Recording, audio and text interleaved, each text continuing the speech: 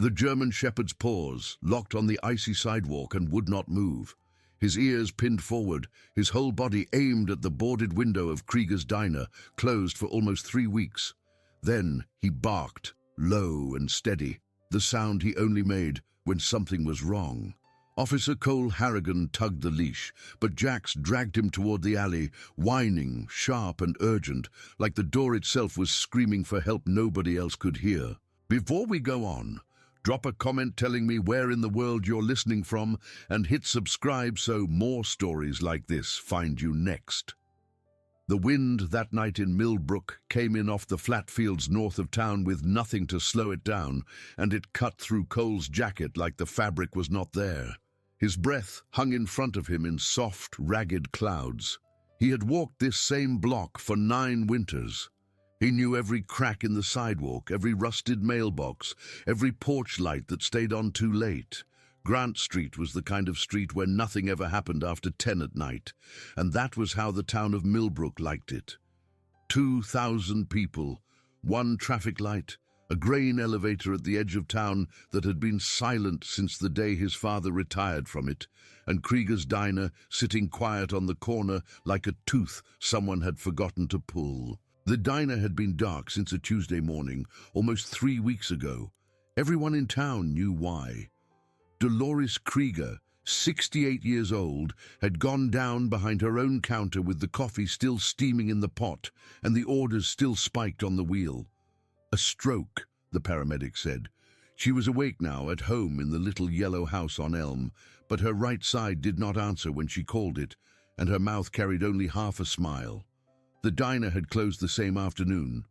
Nobody had opened it since, so there was no reason, Cole thought, no reason at all for his dog to be trying to pull his arm out of its socket over that particular door. He had walked past it 3 times a week since the closing, and Jax had never once looked twice at the boarded window. Tonight was different. Tonight the dog had gone stiff on the pavement the moment they turned the corner, as if a wire had gone tight inside him. Jax was not a dog you argued with. Cole had raised him from a 9-week-old pup, had watched him grow into 100 pounds of muscle and instinct, had watched him certify at the county academy and then retire at only 7 because a bad hip caught up to him last spring. Off-duty was the wrong phrase for Jax. Jax did not have an off. He had a permanent shift and a permanent post, and that post was wherever Cole Harrigan happened to be standing. Cole gave in and let the leash go slack. Jax hauled him around the back of the building, past the dumpsters and the crumpled cardboard, right up to the peeling green paint of the service door. There the dog pressed his nose to the seam, whined once, and then began scratching hard at the metal kickplate. Cole knocked. Nothing. He tried the handle. Locked. He shone his flashlight through the frost on the small square window and saw the darkened kitchen inside, everything cold and still, chairs stacked on tables in the front room beyond, salt and pepper shakers lined up in patient little rows, waiting for a morning that had not come. Nothing moved. And still Jax barked, sharp and precise now, aimed at the far wall where the big walk-in refrigerator sat behind a swinging door. Cole thumbed the radio on his shoulder. "Dispatch, this is Harrigan. I need somebody to call Brett Krieger and ask him to bring the spare key to his mother's diner. I got a situation over here. My dog is telling me something is off." The dispatcher, a woman named Wanda Reyes, who had known Cole since he was 12, did not laugh at him for radioing in a dog's opinion. She had known Jax almost as long. "Copy that, Cole. I'll wake him up." The wait stretched. The temperature was near 12 degrees and dropping towards single digits. Cole kicked his boots against the brick to bring feeling back into his toes. Jax would not stop. Every minute or so, the dog would look up at Cole with those brown eyes and then throw himself against the door again. And Cole started to feel, for the first time that year, actually afraid. Not for himself, for whoever was inside. Because there was somebody inside. He was sure of it now. It was not the kind of certainty he could have written in a report. But when Jax told him something, Jax was right. Headlights swept across the alley. A blue pickup crunched to a stop in the loose gravel, and a tall, pale man climbed out, still in his sleeping clothes with a jacket thrown over the top. Brett Krieger was 42 years old, an accountant in a town 2 counties over, and the only child Dolores had. His hands shook so hard, the keys rattled like a bad set of wind chimes. "What's going on?" he said. "You think somebody broke in?" "I think somebody's inside," Cole said. "Get me through the door." Brett fumbled through 3 keys before finding the right one. The lock turned with a stiff, cold click. Jax did not wait. The dog bolted past both of them, past the mop bucket and the stack of dry goods crates and the long stainless steel counter, straight to the walk-in, and threw his shoulder against the heavy metal door with a thud that made the whole kitchen ring. Cole pulled it open. For a second there was only the whoosh of trapped freezing air escaping into the room. Then a thin, cracked voice broke out of the darkness inside. "Please." Curled in the corner between 2 shelves, wrapped in a nest of aprons and a stained tablecloth she had dragged down for warmth, was a girl Cole recognized from every basketball game and every summer parade in Millbrook for the last 5 years. Hallie Marston, 17 years old, a senior at the high school, Dolores's part-time dishwasher on weekends. Her lips were the wrong color, a gray that made Cole's stomach twist. Her fingers would not close around the water bottle he pushed toward her. Her eyes struggled to focus, then found his face, and something in her broke, and she started to cry without any sound at all, only tears running out of her eyes into the fabric bunched under her chin. "I got you," Cole said, and he did not recognize his own voice. "I got you, sweetheart. You're okay. You're okay now." Behind him, Brett Krieger made a small strangled noise and had to sit down on a crate. Cole radioed for an ambulance. It came inside 7 minutes. The paramedics wrapped Hallie in silver blankets and a heat pack under each arm, and they walked her out to the gurney because she refused, in a voice barely stronger than a whisper, to be carried. She had come here after school on a Friday, she told the medic who took her hand, just to bring in the mail like Dolores had asked. She had gone into the walk-in for one moment to grab a cold soda from Dolores's private shelf, a habit Dolores never minded, and the door had swung shut behind her. The safety release, the little glow-in-the-dark handle on the inside, had spun uselessly in her hand. "I screamed," she whispered. "I screamed until my throat gave out. Then I tapped on the metal with a ladle. All night, all the next day, all last night. I could hear the cars going by outside. Nobody heard me." The medic put a gloved hand over hers. "Somebody did, honey. Somebody did." Out in the alley, Jack sat on his haunches, watching the ambulance doors close over the girl. His tail did not wag. He looked, Cole thought, like a soldier who knew the fight was not done. At the hospital, 40 minutes later, Hallie's mother, Diane Marston, arrived still in the flowered scrub pants she wore for her shift at the Elder Care Center. She had not slept in 2 nights. She had put up flyers, called every friend, driven to the sheriff's station in the next county and back. When she saw her daughter alive under the fluorescent lights of the emergency bay, she went down onto her knees so hard the sound made a nurse flinch. Then she looked up at Cole across the room, and she opened her mouth to say something, and no words came out, and instead she pressed her hands to her face and sobbed as if she were breaking apart from the inside. Cole crossed the room and let her sob into his shoulder. He looked over her head at the small shape in the bed, at the girl already drifting toward sleep with an IV in her arm and a fresh blanket pulled to her chin, and at Jax, whom the night nurse had let inside because she was 58 years old and afraid of nobody, curled at the foot of that bed with his heavy head resting on Hallie's ankle, refusing to move. The nurse brought Jax a paper plate of scrambled eggs. He ate every bite in about 4 seconds and then lowered himself back into position across Hallie's feet, and there he stayed until the sun came up over Millbrook. Cole should have gone home. He did not go home. He sat in the plastic chair beside the bed as the sky outside the window turned from black to purple to the pale grey of a winter dawn. And he thought about the safety release that had failed, and about how Hallie had said she screamed until she could not scream anymore, and about the cars she had heard driving by. Grant Street was not a dead street. There were passing cars every hour, even on a Friday night. A ladle on metal was a loud sound. Somebody should have heard. Somebody, he thought, probably had. By the time the shift change nurse came in at 7, Cole had a knot in his gut like a fist. He kissed the top of Diane Marston's head, where she had fallen asleep against her daughter's mattress. He whistled once softly, and Jax came to his side. And he walked back to his cruiser through a morning that had turned bright and cruelly cheerful, with the sun bouncing off snow the color of a wedding cake, and he drove himself back to Grant Street. He wanted to look at the walk-in door again. He wanted to look at it in daylight. Krieger's Diner in the morning had the sad, embarrassed quality of a place caught with its shirt untucked. The closed sign hung crooked from its little brass chain. Someone had put a wilted paper cornstalk in the window back before Halloween.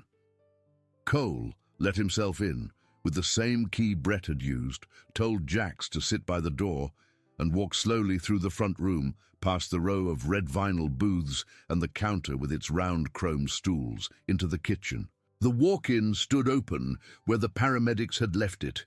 The inside light was still on. He stepped in.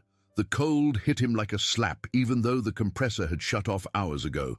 The shelves were bare of anything valuable, mostly wiped clean before Dolores went down, but a few things remained. A crate of lemons rotting into orange spots, a tray of eggs, a box marked Dolores Private in black marker, and on the floor in one corner, a cluster of aprons and one soup ladle with a long metal handle. Resting on the tiles beside a small dented spot where a tired arm had struck the wall over and over. Cole knelt and studied the door from the inside. The safety release was one of those chrome T-handles, the kind that only needed a quarter turn to pop the latch.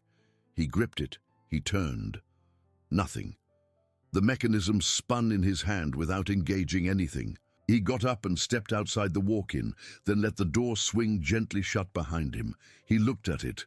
Fine, ordinary heavy metal door with a padded seal all the way around it. He pulled the outside handle. It opened without resistance.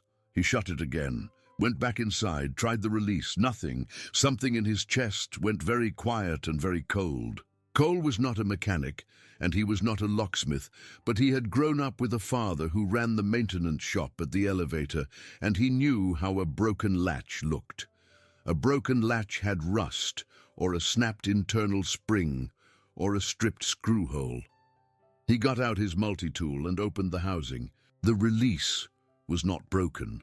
Not the way a broken thing is broken. The little brass tab that was supposed to sit inside the mechanism, the tab that turned the whole assembly when you moved the outer handle, had been unscrewed. Not sheared, not corroded. Unscrewed. It was sitting loose inside the housing, tumbling around like a coin in a piggy bank. Somebody had taken the release apart on purpose. Cole closed the housing again, sat back on his heels, and stared for a long minute at the dented spot on the wall where a soup ladle had hammered for 2 nights and a day. The idea in his head made him feel sick. He did not want to have it. He shook it off, told himself it was probably an old repair somebody had done wrong and forgotten about, told himself Dolores had probably meant to have it fixed a year ago and never got around to it. He told himself all of this the whole walk back to his cruiser, and Jax padded along beside him, watching his face. And Cole did not believe a word of what he was telling himself. He drove home. He fed Jax. He fell asleep on the couch with his uniform still on and dreamed of a ladle striking metal over and over in a rhythm that would not stop. He woke a little past noon to his phone buzzing on the coffee table. It was Sheriff Ruth Waller, his supervisor for the last 4 years. She wanted him at the hospital. Hallie Marston had asked for him. At the hospital, Hallie's color was back.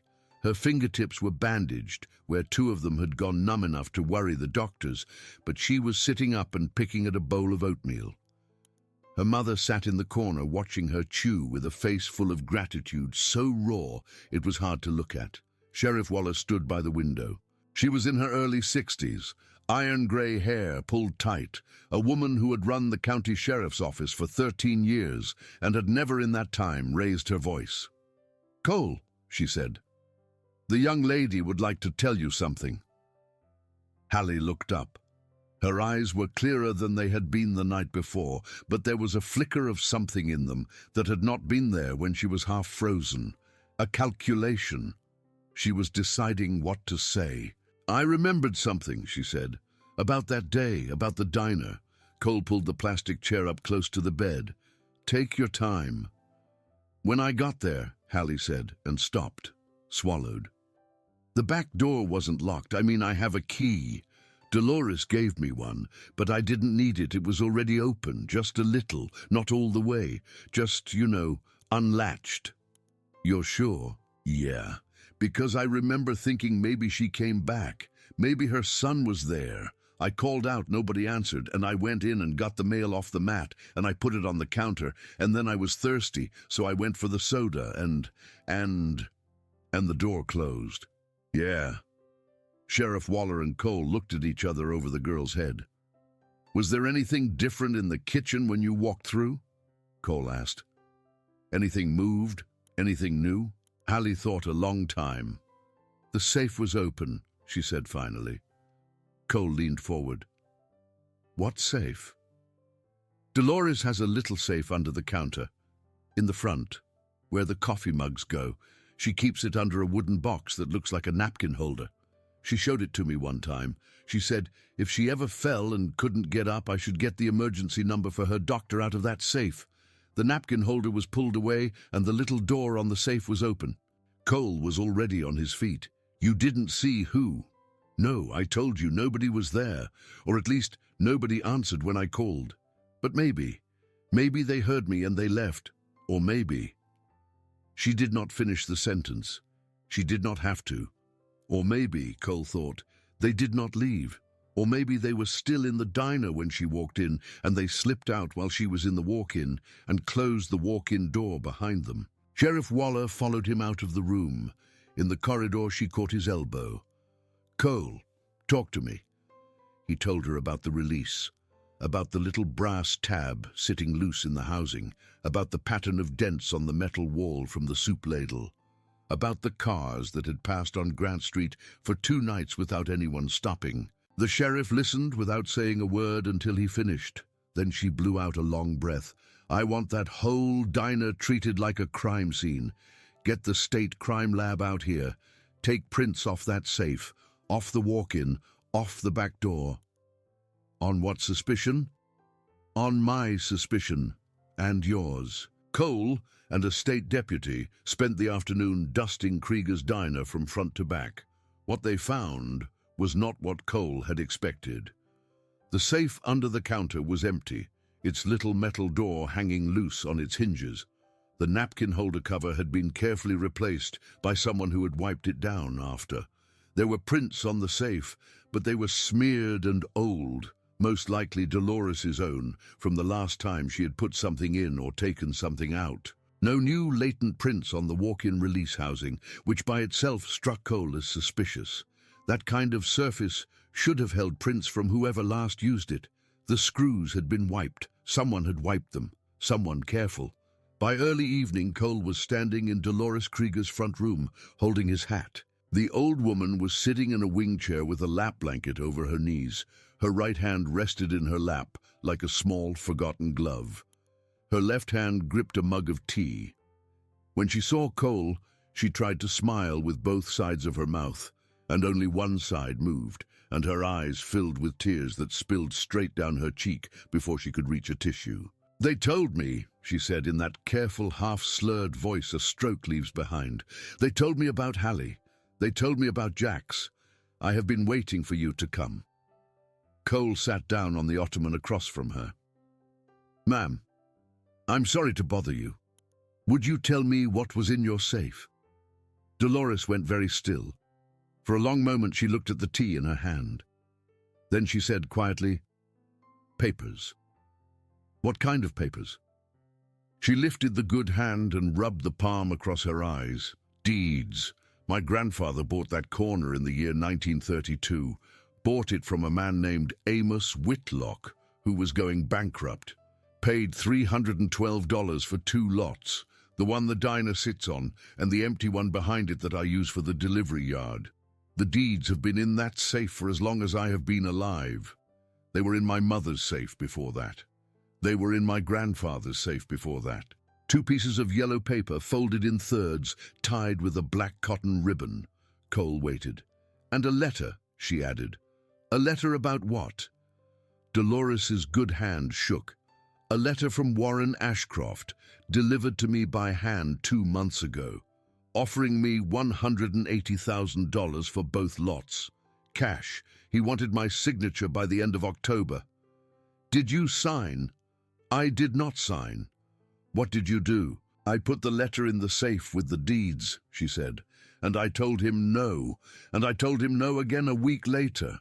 And I told him a 3rd time to his face, in my own kitchen, when he came in the door of the diner without ordering coffee. And I asked him to please leave and never come back." Cole was quiet for a moment. Outside the window, a wind was picking up. A porch chime rattled somewhere down the block. "Ma'am," he said, "the morning you had your stroke. Do you remember anything about that morning that was different?" Dolores looked at him for a long time. Her good hand tightened on the mug until her knuckles went pale. "I remember," she said, "that Warren Ashcroft came in for coffee at 7:30. He sat at the counter. He did not order food. He asked me if I had reconsidered. I said no. He smiled the way he always smiled, the smile that is not a smile, and he said that he was sorry to hear that, because a woman my age, alone running a business, should not have to worry so much, and then he left." She looked into her tea. "And I felt a pressure behind my eye," she said, "and my hand went cold, and I put down the coffee pot, and that is the last thing I remember." The bones in Cole's chest felt like they were made of stone. He thanked Dolores and stepped out onto her porch and stood there breathing the cold in and out for a full minute before he walked to his cruiser. Jax was already at the window watching him. "We're going to see a man about a diner," Cole told the dog. Warren Ashcroft lived on the west side of Millbrook in a house too big for one man, set back from the road on 3 acres of black-fenced lawn. He was 55 years old, silver-haired, expensive teeth, a golf tan even in November. He had grown up on a farm 2 counties over and had made his money buying up small-town properties and turning them into strip developments with a discount tobacco shop and a cash advance loan office and a chain sub sandwich place that always looked half empty. He had done it in 3 other towns Cole could name. He did not have a good reputation in any of them. Ashcroft opened his own door, holding a rocks glass of something amber, and stared at Cole and the sheriff with the calm surprise of a man used to being interrupted only by people bringing him money. "Officer Harrigan," he said. "Sheriff, cold night for a house call. May we come in?" "You may not," Ashcroft said pleasantly. "Not without a warrant, and I do not believe you have one. So we can talk here on the porch, or you can come back with paper." Sheriff Waller did not blink. "We'd like to ask you about Krieger's Diner." Ashcroft's face did not change. "I've made an offer on it, if that's what you're asking. It's not a secret. That whole corner is going to be strip mall retail in 3 years. I told Dolores I would give her a fair price. I've told her that 4 times. She has an emotional attachment to the property, which I respect." "Do you?" Cole said. "I do." Ashcroft sipped his drink.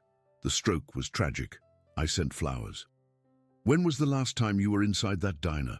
Ashcroft looked at his glass for a second too long. 3-4 weeks. The morning she took ill, in fact. I stopped in for coffee, spoke to her briefly, and left. I heard about her collapse an hour later from a friend."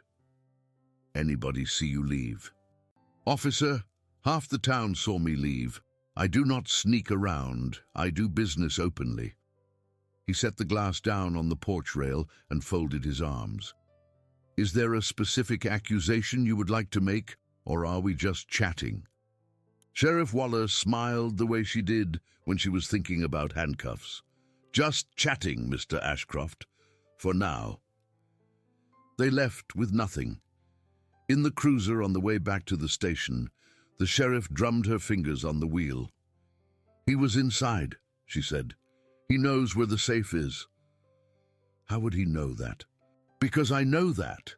Half the regulars in that diner have known about that safe for 30 years. Dolores once took the emergency phone number for her doctor out of it during a lunch rush because Frank Petrucci had a heart flutter. It's not a secret. So, we've got motive, but nothing else. We've got the release. Nothing on the release. We've got a girl in a walk-in for 2 nights. Nothing that ties him to it. We've got a wiped safe. We've got no witness. We've got no video." "Well," Sheriff Waller said, "then we look harder." Cole sat with Jax in the passenger side of the car for a long moment after the sheriff dropped him at his cruiser. The dog rested his chin on Cole's arm. Cole scratched under his jaw absently. "We're missing something," he told the dog. "I can feel it." Jax's ears twitched. They went back to Krieger's diner. Cole let them both in. He turned the lights on this time, the harsh white overhead in the kitchen and the softer amber over the front counter. He walked the room slowly, the way his academy instructor had taught him almost a decade ago. He looked at the ceiling, he looked at the floor, he looked at the walls at eye height and at hand height, and at the height a 5-year-old would be.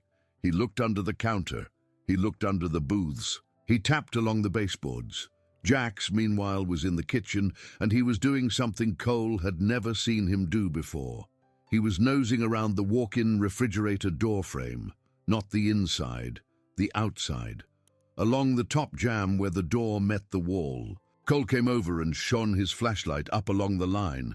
There, tucked into the gap between the frame and the wall itself, taped to the underside of the jamb where nobody would ever look unless they were on their belly with a flashlight pointed up, was a small manila envelope. Cole put on his gloves. He worked the envelope loose. It came away with a small strip of masking tape hanging off it, a strip that had lost most of its stick, as if it had been put there in a hurry. Inside the envelope were 2 folded pieces of paper, yellow with age, tied with a black cotton ribbon, and a letter on Warren Ashcroft's personal letterhead offering Dolores Krieger $180,000 for 2 lots on Grant Street.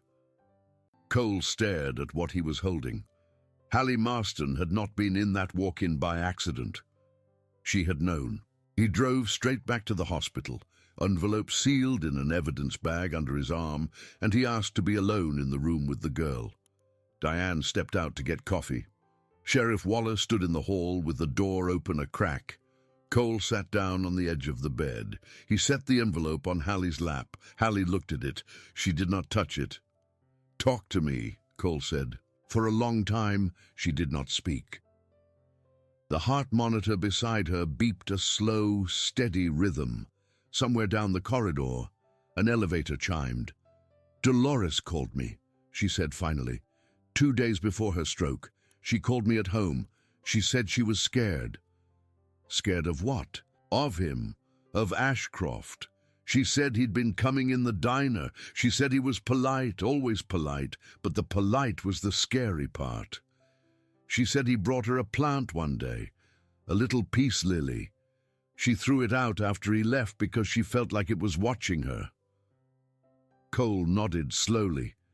"She said she wanted me to know where the deeds were," Hallie went on, "in case something happened.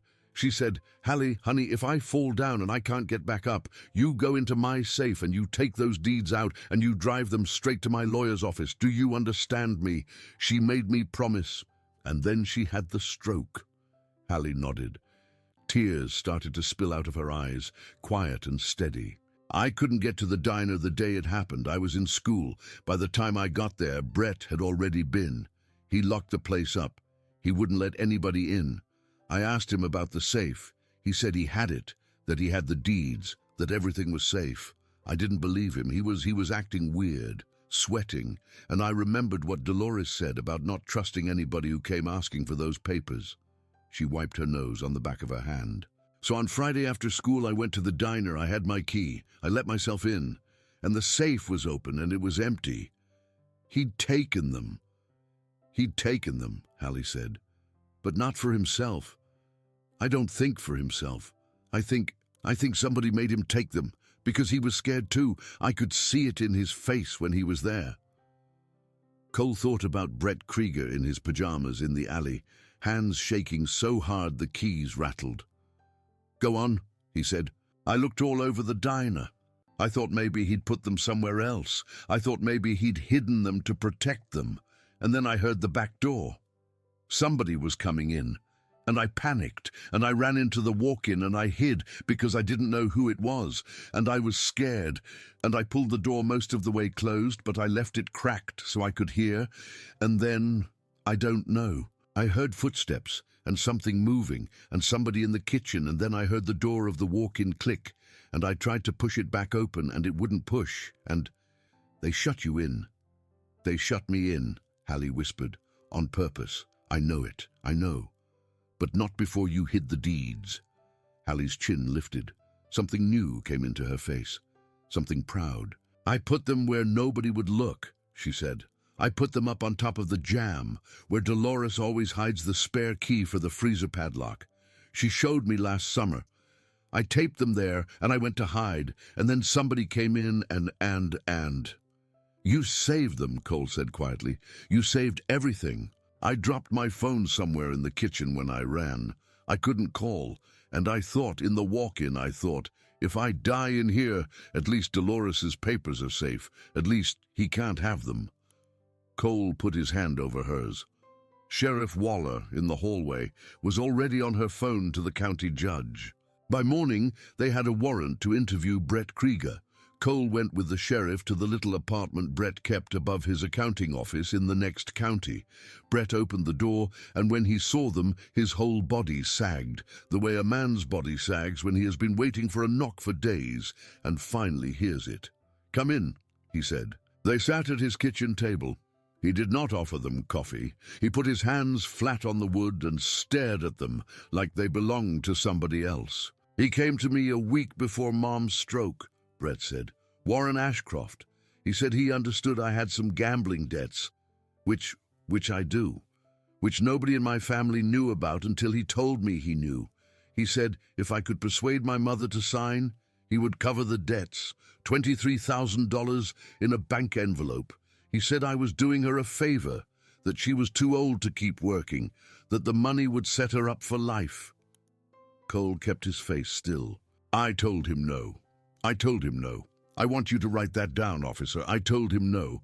And he said, then I hope your mother stays healthy, Brett, because if she goes down and can't run that place, you're going to have to sign as her power of attorney, aren't you? And I'll be here to help you make the right decision. He said that. I remember every word. 2 weeks later, the sheriff said. 2 weeks later, Brett said, she had a stroke. And when she went down, he called me before the ambulance had even reached the hospital, before I even knew. He knew before I did. He said he was sorry to hear about my mother. He said the offer stood. He said the paperwork was already drawn up. All I had to do was find the deeds and bring them to his lawyer, and everything would be taken care of.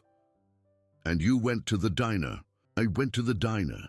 Before I went to the hospital, God forgive me, before I went to see my own mother, I went to the diner and I opened the safe, and the deeds were there, and I put them in my pocket, and then I stood in that kitchen and I thought about my father, who worked that grill for 39 years before his heart gave out, and I thought about my mother mopping the floor at closing every night since I was 5 years old, and I could not walk out with those papers. I put them back in the safe. I locked the safe. I put the napkin holder back over it, and I drove to the hospital. So, who took them? Cole said on Friday. Brett shook his head. I do not know, but I know he had a key at some point. Ashcroft did. He was in the diner on and off all through October. He would sit at the counter and drink coffee for 2 hours. My mother told me once she caught him going behind the counter to use the restroom back through the kitchen when there is a public restroom in the front. She was angry. He apologized. She let it go. I think he was casing the place. The sheriff spoke gently. Brett, why did you not tell any of this to the police weeks ago? Brett closed his eyes. When he opened them, he looked 10 years older. Because I was afraid, he said, of what he would do to my mother next. They booked Warren Ashcroft that afternoon on suspicion of aggravated burglary, unlawful imprisonment, and reckless endangerment. The unscrewed brass tab from the walk-in release did not carry a fingerprint, but the wiping did. On the underside of the housing, in a place a wiping rag would not have reached, was a partial that came back a match to Ashcroft, who was in the state's contractor database from a licensing dispute 6 years ago. His lawyers were on it within an hour. He was out on bond by 9 that night. Sheriff Waller predicted over lukewarm coffee at the station that he would try to disappear across a state line inside 48 hours. She was wrong. He tried in 12. Cole was at the hospital the next morning when Sheriff Waller called him. Ashcroft's silver sedan had been picked up on a state trooper's dash camera doing 92 on the interstate, headed west toward the state border. The trooper had radioed ahead, and they had a checkpoint set at the county line, and Ashcroft, whose face by then was on every news feed within 100 miles, had turned off the interstate at the last exit and vanished into the county back roads. The county back roads meant Millbrook, meant farmland Cole had grown up hunting on, meant, if Ashcroft was smart, an abandoned shed or a boarded farmhouse where he could sit for a night until the search calmed down. The sheriff wanted every deputy at the north end of the county. Cole took the south. He drove for 2 hours with Jax on the seat beside him, watching every driveway, every dirt track, every stand of leafless oaks. He was starting to think Ashcroft had made it out after all when Jax lifted his head off the passenger seat and gave a single sharp bark. Cole braked. They were on County Road 12, a mile out of town. On the right was an old cattle gate, chained but with the chain loose, leading to a field belonging to a family that had moved to Arizona years ago. Behind the field, up a rise, was a decayed white farmhouse Cole remembered from high school parties. Nobody had lived in it for 6 years. The driveway had been rutted with fresh tire tracks, fresh enough that the wind had not filled them in. Cole radioed his position and got out. He kept Jax close. The farmhouse was silent. The front porch sagged where a support post had rotted through. The front door hung open a hand's width. Cole moved along the wall, gun drawn, and Jax padded silent at his heel. They cleared the front room.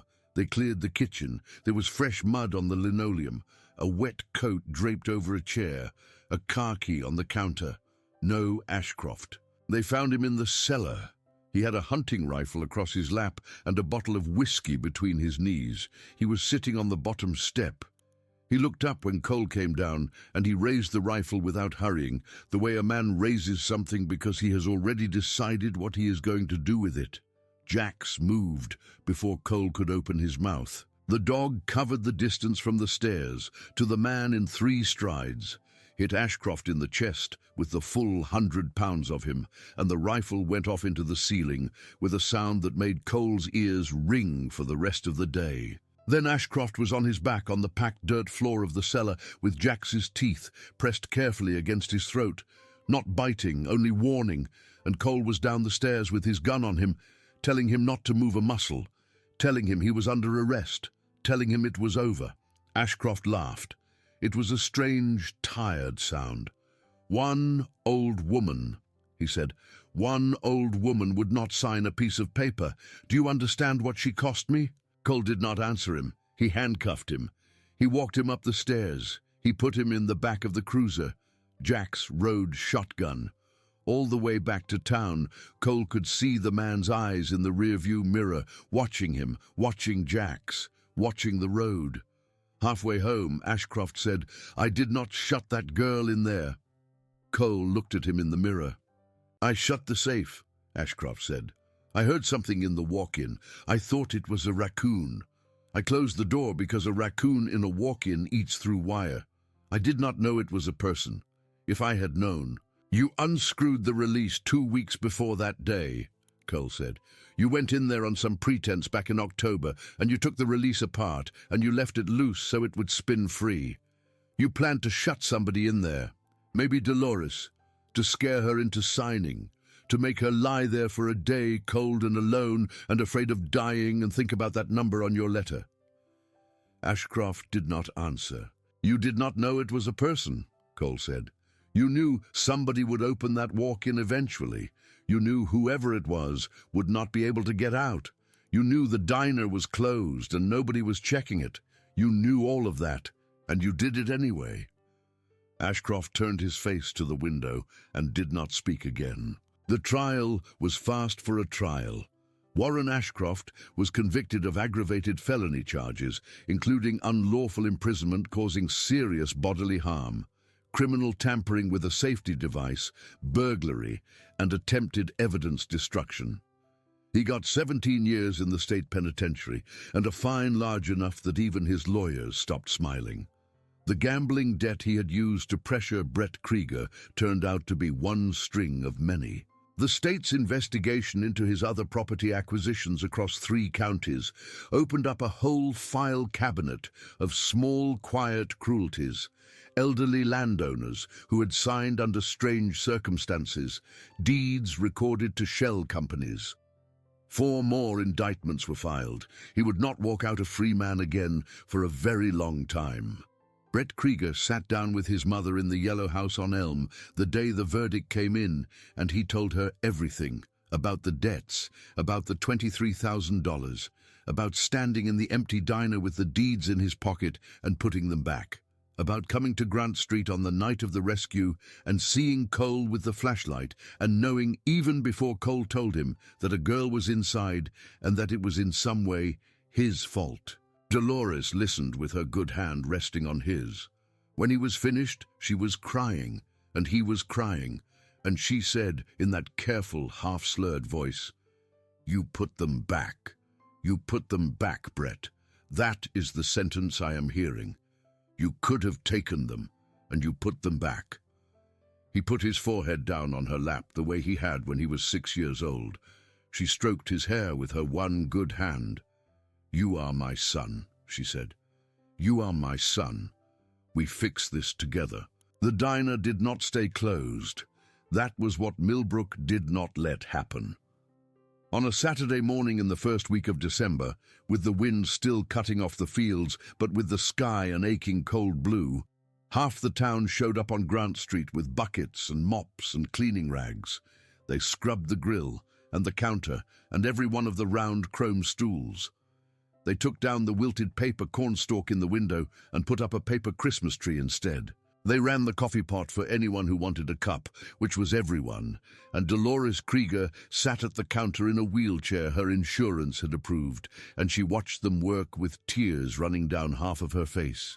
Hallie Marston stood at the sink, washing the coffee mugs everybody was using. Her fingers were still bandaged on 2 joints. She did not mind. Her mother, Diane, ran the register. Brett hung a fresh menu on the wall behind the counter. Frank Petrucci, who had had the heart flutter one lunch rush, worked the grill with a spatula in each hand, like a much younger man. And Cole Harrigan sat at the corner booth with a mug of coffee cooling in front of him and watched Jax, off duty as always, get slipped a piece of bacon by every single person who walked past. Sheriff Waller slid into the booth across from him. She looked around the crowded room and then at Cole. "Feels different in here today," she said. "Yes, ma'am, it does. You know what I keep thinking about?" "What?" "The night you called me on the radio.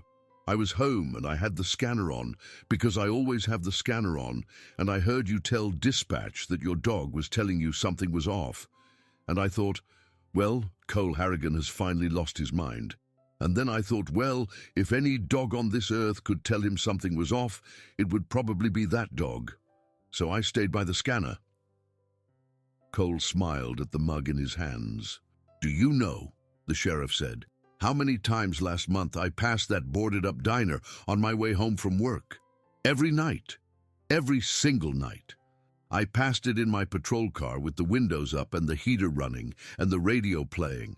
I never even looked at it. I never slowed down. Ma'am, there was a girl in there, Cole. There was a girl in there tapping on a metal wall with a soup ladle. And I drove past her twice. Cole set his mug down. So did I, ma'am. Wednesday night, I did the walking beat down Ash Street instead of Grant. I was cold. I remember thinking, Grant's a longer loop, I'll do Ash. I probably walked within 200 feet of her. They sat with that for a long moment. Jax heard her, Sheriff Waller said, when we did not. Yes, ma'am. She looked over at the German shepherd, who was at that moment being fed a triangle of buttered toast by a small girl in pigtails. Jax accepted the toast with the grave dignity of a knight receiving a medal. Buy that dog a steak, the sheriff said. On the department. Yes, ma'am.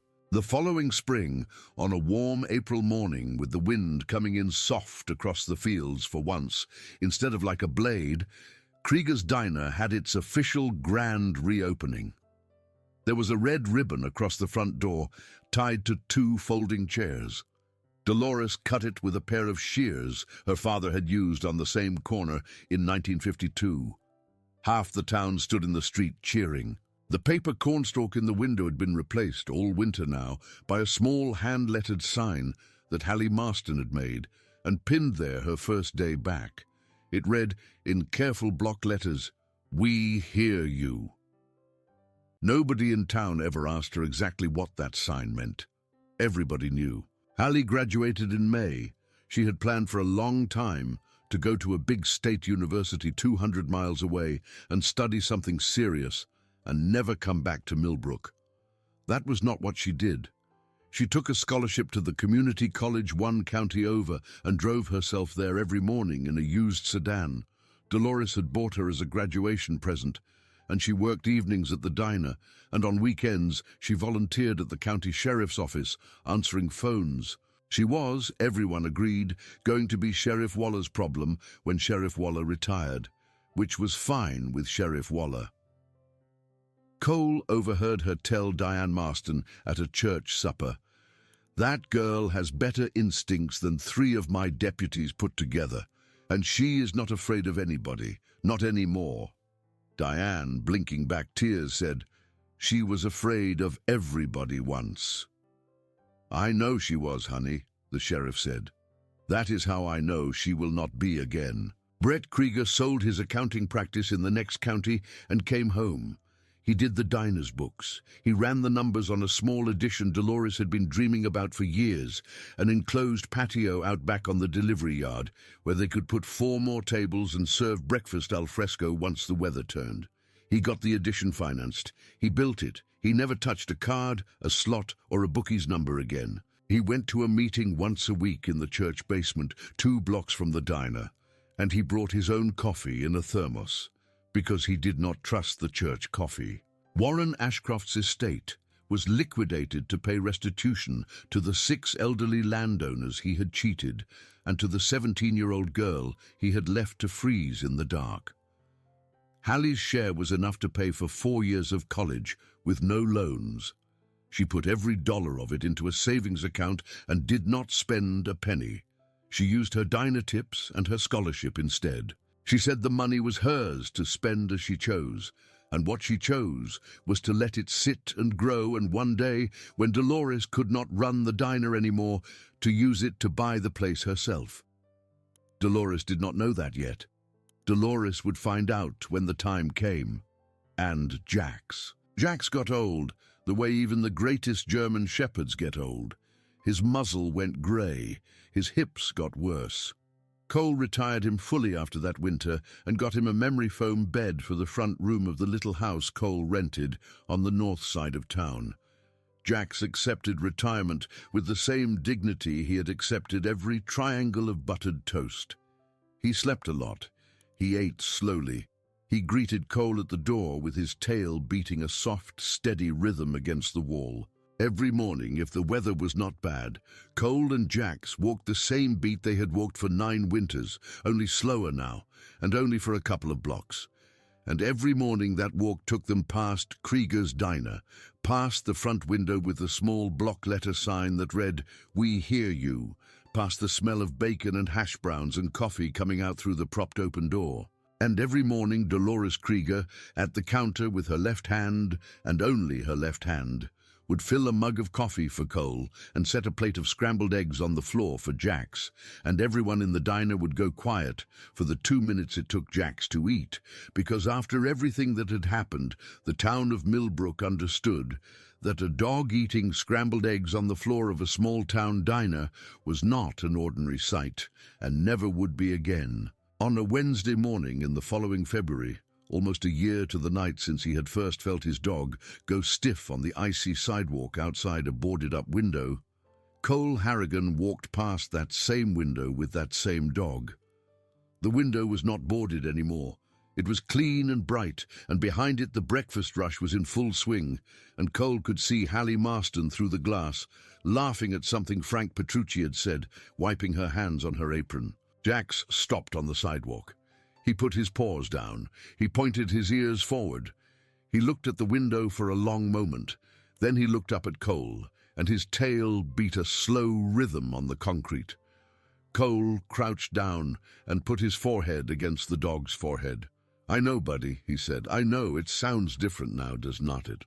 Inside the diner, somebody laughed. Somebody called out an order. A coffee cup clinked on a saucer.